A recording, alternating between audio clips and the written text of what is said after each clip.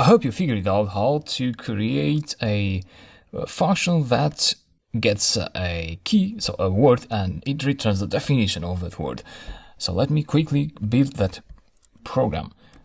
Let me call this app1.py import JSON data equals to JSON.load open data.json. That's it. And define the function translate. Let me call this translate word, and yeah, all you have to do is return data word. That's it.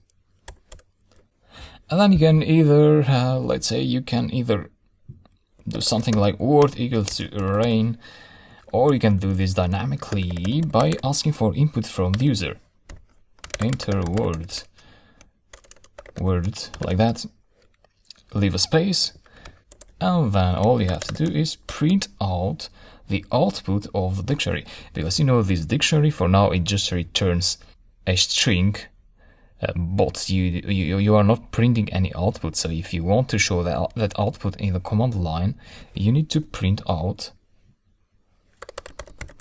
translate word, and that's it.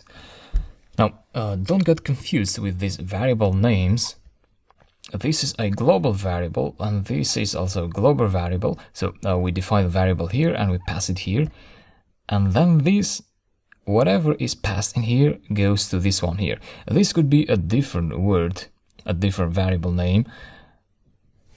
So let's say w. So this is a local variable. It has a meaning inside the function, and it can be everything. So if you pass w here, it has to be w in here too. And this passes this value into this value in here. So usually programmers, they prefer to just enter the same name here and there. But for you as a beginner, I wanted to show you this difference, that this doesn't have to be the same with this. So save the script, maybe open another terminal. Python 3 app1.py, execute, enter a word, rain, and this is the output. How about this word?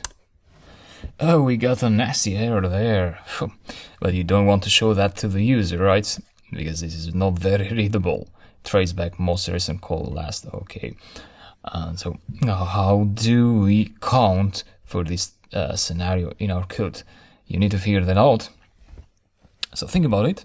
In the next lecture, we'll do just that. So we need to take into consideration that word that the user passes may not be in the dictionary set of keys. So rain was a key of the data.json dictionary, but this name here was not, so we need to count for that. I'll show you that in the next lecture. See you.